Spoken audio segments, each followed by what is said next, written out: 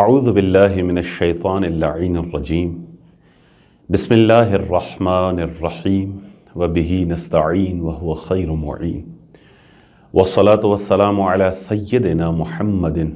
وآلہ الطیبین الطاہرین اما بعد فقد قال اللہ تبارک وتعالی فی کتاب المبین بسم اللہ الرحمن الرحیم ورحمتی وسعت کل شیء اللہم صلی علی محمد و آل محمد۔ ماہ مبارک رمضان جو کہ رحمت خداوندی کا مہینہ ہے، اس رحمت کی مناسبت سے کچھ عرائض آپ کی بارگاہ میں عرض کیے جا رہے ہیں کہ یہ آیہ شریفہ جو گنہگاروں کو ایک امید بخشتی ہے کہ خدا کی رحمت کا دروازہ ہمیشہ کھلا ہوا ہے، خدا کی توبہ کا دروازہ ہمیشہ کھلا ہوا ہے، کہ جو فرما رہے ہیں رحمتی وسعت کل شیء، میری رحمت تمام تر مخلوقات و موجودات کو اپنے شامل حال کیے ہوئے ہے۔ رحمت کے معانی اور رحمت کے اقسام کے حوالے سے جب ہم نے دیکھا تو تفاسیر میں یہ مطالب ہمارے سامنے آئے کہ رحمت یا رحمت رحمانی ہے یا رحمت رحیمی ہے۔ رحمت رحمانی عمومیت کی حامل ہے کہ جو ہر خشک و تر کو شامل ہے، اور رحمت رحیمی خصوصیت کی حامل ہے کہ جو مخصوص ہے خداوند تبارک و تعالیٰ کے مقرب بندوں کے لیے، کہ امام صادق علیہ السلام اسی مطلب کو بیان کرتے ہوئے فرماتے ہیں کہ واللہ الہ کل شیء، اللہ تمام تر مخلوقات کا معبود ہے۔ الہ کل شیء، ہر شے کا معبود خدا ہے، ہر شے کا مسجود خدا ہے۔ الرحمن بجمیع خلقہ، خدا رحمان ہے اپنی تمام تر مخلوقات کی نسبت سے، ہر مخلوق کے لیے خدا رحمان ہے۔ والرحیم بالمؤمنین خاصہ، لیکن مومنین کے لیے، مطیعین کے لیے، متقین کے لیے، اپنے مقربین کے لیے خدا رحیم ہے، وہ رحمت خصوصی ہے اپنی مخصوص بندوں کے لیے۔ اور جب تک معبودیت کا تعلق ہے تو امام فرماتے ہیں کہ واللہ الہ کل شیء،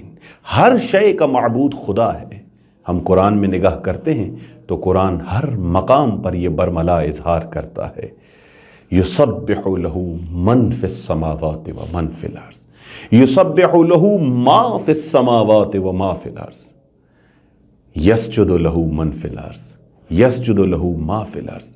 جہاں پر بھی سجدہ و تسبیح کا ذکر آتا ہے تو خدا نے تمام تر مخلوقات کو شامل کیے ہوئے فرمایا کہ کائنات کا ذرہ ذرہ اس کی تسبیح اور اس کے بارگاہ میں سجدے کی صورت میں ہے، ہر شے کا معبود وہی ہے۔ لیکن رحمت ایک عمومی ہے، ایک خصوصی ہے۔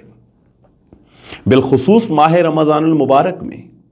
رحمت خصوصی ہے۔ خدا کا رزق تمام ازمان میں بڑھتا ہے، کوئی ایسا زمانہ، کوئی ایسی جگہ نہیں ہے کہ جس میں خدا نے اپنا رزق فراہم نہ کیا ہو، لیکن اس ماہ میں آ کر خدا کہتا ہے کہ آپ میرے مہمان ہیں، میں آپ کا میزبان ہوں۔ یا اللہ، تمام ازمان میں آپ ہی کا رزق کھاتے ہیں، اس مہینے میں کیا وجہ ہے کہ آپ کہہ رہے ہیں کہ آپ میرے مہمان ہیں؟ تو خدا یہی کہے گا تمام زمانوں میں، ہر وقت جو آپ میرا رزق کھاتے ہو اس کا تعلق میری رحمانیت سے ہے، لیکن ماہ مبارک رمضان میں جو آپ رزق کھاتے ہو اس کا تعلق میری رحیمی سے ہے، میری رحیمیت سے مربوط ہے وہ رحمت، وہ رزق کہ جو میں تمہیں خصوصی طور پر ماہ مبارک رمضان میں عطا کرتا ہوں۔ اتنی رحمتوں کے باوجود واقعاً اگر کوئی انسان شقی رہ جائے اور اس کی رحمت سے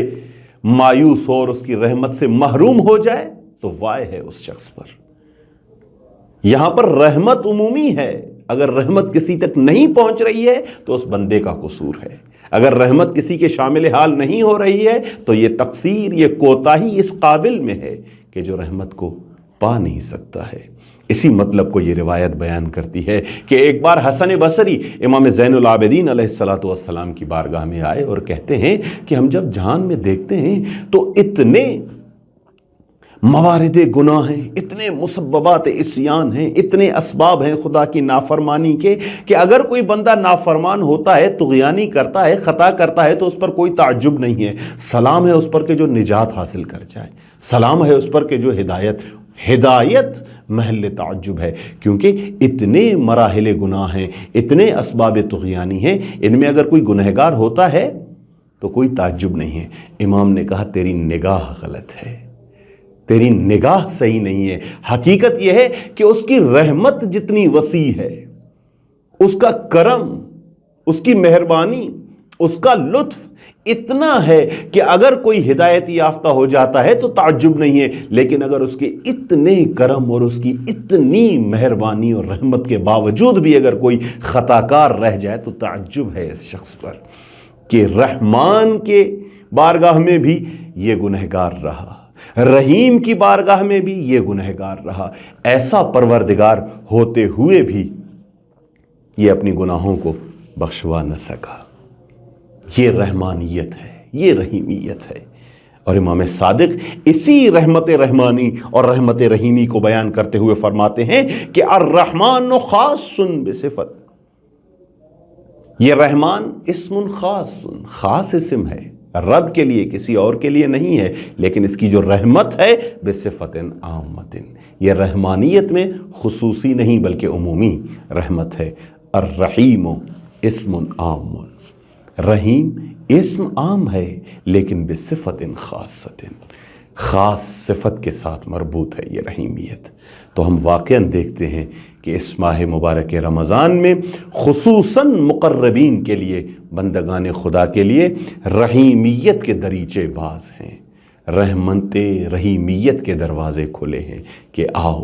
میں تمہاری ضیافت کروں گا، میں تمہاری مہمان نوازی کروں گا۔ اور کیا ہی صرف ایک مثال آپ کی بارگاہ میں عرض کروں کہ اس رحمت رحیمیت کا تقاضا بھی یہی ہے کہ انسان جو بھی عبادات انجام دیتا ہے وہ اپنے ہوش و حواس، اپنے ارادے کے ساتھ انجام دیتا ہے اور اس پر ثواب خدا عطا کرتا ہے، لیکن جب رحمت رحیمی کے دریچے باز ہوتے ہیں اور رحیمیت کے دروازے کھلتے ہیں تو خدا کہتا ہے کوئی بھی عمل ہو، چاہے وہ تمہارا ارادے اور اختیار سے ہو، چاہے وہ تمہارا ہوش و حواس میں ہو یا نہ ہو، میں تمہیں اس میں ثواب عطا کروں گا کہ نومکم فیہ تسبیح۔ یہ ماہ مبارک رمضان وہ مہینہ ہے کہ جس میں اگر تم سو بھی رہے ہو تو یہ تمہارا سونا بھی عبادت ہے۔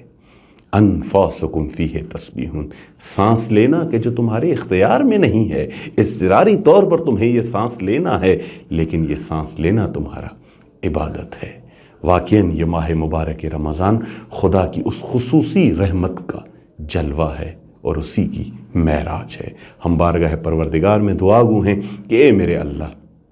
اس خصوصی مہینے میں ہمارے حال پر رحم فرما اور اس خصوصی رحمت سے ہمارے آپ کو آباد فرما، بحق زہرا و ابیہا و بعلہا و بنیہا و آخر دعوانا ان الحمد للہ رب العالمین۔